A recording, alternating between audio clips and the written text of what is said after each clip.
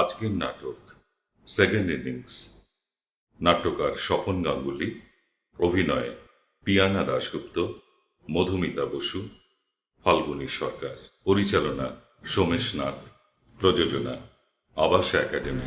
নাটক second innings. বলুন, কি জানতে চান? আমি আপনাদের এখানে না ভর্তি হতে চাই। আপনার নাম? শ্যামলী সান্যাল। দেখুন শ্যামলী দেবী, এটা কোনো হসপিটাল বা বৃদ্ধাশ্রম নয়। নামটা দেখেই আপনার একটা কৌতূহল হওয়া উচিত। কারণ এরকম কোনো অর্গানাইজেশন ভারতবর্ষে কোথাও নেই। একদম ঠিক কথা বলেছেন। নামটার জন্যই তো আপনাদের কাছে ছুটে এলাম। ফ্যান্টাস্টিক একটা নাম দিয়েছেন, তাই? Second innings. তা কত বছর বয়সে এখানে আসা যায়? দেখুন শ্যামলী দেবী, ফার্স্ট ইনিংসে আউট হলেই সেকেন্ড ইনিংসে খেলবে। বয়স কোনো ফ্যাক্টরি নয়। আচ্ছা, এখানে পুরুষরাও থাকে কি? পুরুষ মানুষদের আবার সেকেন্ড ইনিংস বলে কিছু আছে নাকি? ওদের সব বয়সী একই ধর্ম। পুরো হনুমান দেখেছেন কখনো? হ্যাঁ, দেখেছেন? বুড়ো পুরুষরাও ওই একই রকম গাছে গাছে ঝুলে থাকে, সুযোগ পেলেই ফলে কামড় দেয়। এখানকার চার্জটা একটু বলুন না। আরে সংসারে ফার্স্ট ইনিংসে আপনি কিসে খেলতেন? বোলার না ব্যাটসম্যান? আমি ঠিক খেলার ব্যাপারটা একদমই বুঝি না। ও। তবে সংসারে আমি শান্তি বজায় রাখার জন্য একটা চেষ্টা করতাম। তার মানে আপনি উইকেট কিপার ছিলেন। উইকেট কিপার কিন্তু বোলারদের দলে। হ্যাঁ, আমি বৌমাদের দলেই ছিলাম। আমি চাইতাম কর্তা আউট হোক। কর্তা কি আউট হতো? কি করে আউট হবে? আমার এক ননদ ছিল কর্তার দিকে। বুঝেছি, ওইটি হচ্ছে আম্পায়ার। চুরি করতো, আউট দিত না। জানেন? এমন বদমাইশ জানে। সংসারে তো অশান্তি থাকবেই, তাই বলে তুই পার্টির লোক ডেকে আনবি? ওইটি থার্ড আম্পায়ার আরো বদমাইশ। সবাইকার সামনে বউকে কোনখানে আঘাত পড়েছে, বেল পড়েছিল কিনা, মানে রক্ত পড়েছিল কিনা, নো বল ছিল কিনা, মানে ওইটি আসল স্বামী কিনে সব বারবার ঘুরিয়ে ফিরিয়ে দেখবে। আচ্ছা, আমাদের মায়ের আমলে তো এসব ছিল না। ছিল, সবই ছিল শ্যামলী দেবী। তখন ছিল চণ্ডী মণ্ডপ। এইসব ছেড়ে মানুষ তো কোর্টে যেতে পারে। সেও তো কোর্ট। ক্রিকেট কোর্ট থেকে বেরিয়ে হাইকোর্ট, কোর্টে কেউ কোর্ট পড়ে। এমন নেওয়ার সময় কি বলে জানেন? কি? বলে, যাহা ঘটিয়াছে তাহা সত্য নহে, যাহা রটিয়াছে তাহাই সত্য। তাহলে আমার কি হবে? আপনি তো সেকেন্ড ইনিংসে ঢুকেই পড়েছেন। লাগিয়ে ভেতরে চলে আসুন। ওইখানে সুমিতা আছে, সব বুঝিয়ে দেবে আপনার, নো প্রবলেম। আমার না কিরকম ভয় ভয় করছে। কোনোদিন বাড়ি ছেড়ে এরকম আসিনি। ওরে বাবা, সেকেন্ড ইনিংস হলো শুদ্রের এবার ইনিংস। ফার্স্ট ইনিংসে যা ভুল করেছেন এখানে আর সে ভুল করবেন না।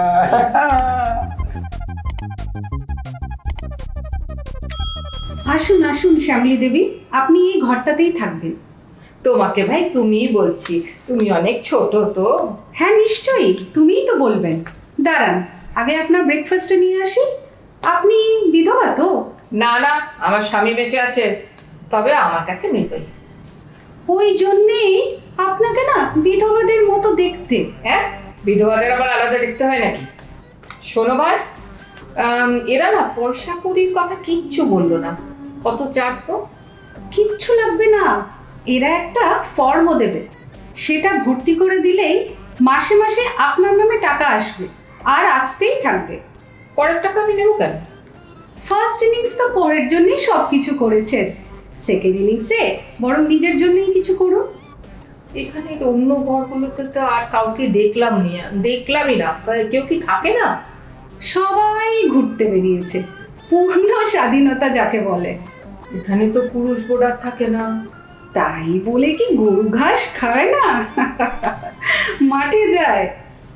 এত বড় আশ্রমটা চলে কি করে একটু বলুন তো? ওই যে বললাম গরু। বুঝবেন। ওই তো স্যার আসছেন, আমি আপনার ব্রেকফাস্টটা নিয়ে আসি। শ্যামলী দেবী, ঘর পছন্দ হয়েছে? খুব সুন্দর। বাহ, কিন্তু বিনা পয়সায় আর কতদিন থাকবো বলুন? ট্রেনিং হবে, তারপরে তো ছুটি। এই নিন আপনার ব্রেকফাস্ট। কত কি, ডিম, পাউরুটি, কলা, এত কি সকালে আমি খাই নাকি? শুনুন, একদম ভালো মানুষই করবেন না। এবার থেকে খাবেন নিজের যা যা ইচ্ছে, মন যেটা করতে চাইছে তাই করবেন। সেটা কি শ্বশুর বাড়িতে করা সম্ভব? শুনুন, খেলা পাল্টে যাচ্ছে। এখানে কে কি টেস্ট খেলতে চাইছে? নো টেস্ট, যৌথ পরিবার। আর কোথায় আছে বলুন তো? এখন হলো 2020 খেলা, যেমন বল তেমনি মন, রান চাই রান, মাল চাই মাল।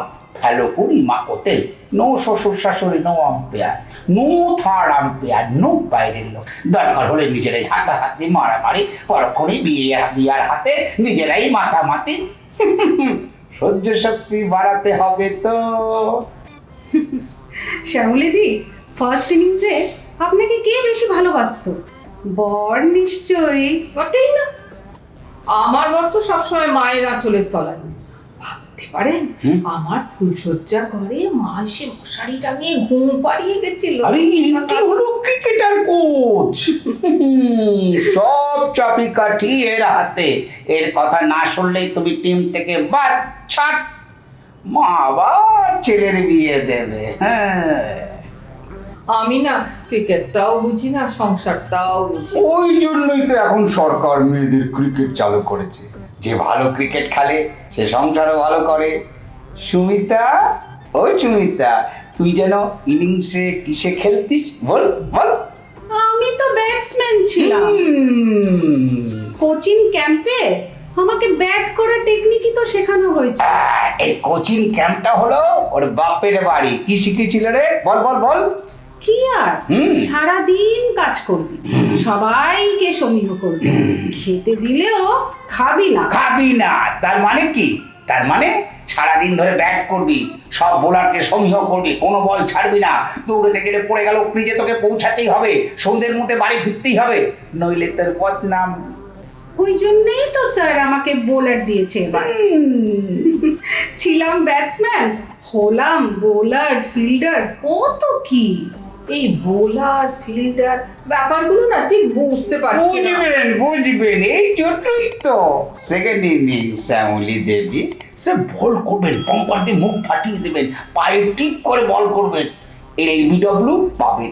একদম 6 মারতে দেবেন না, তাহলেই সংসারটা 9-6 হয়ে যাবে। যা মুখে আসে বলে দেবেন। স্পিন করবেন, ফাস্ট বল করবেন।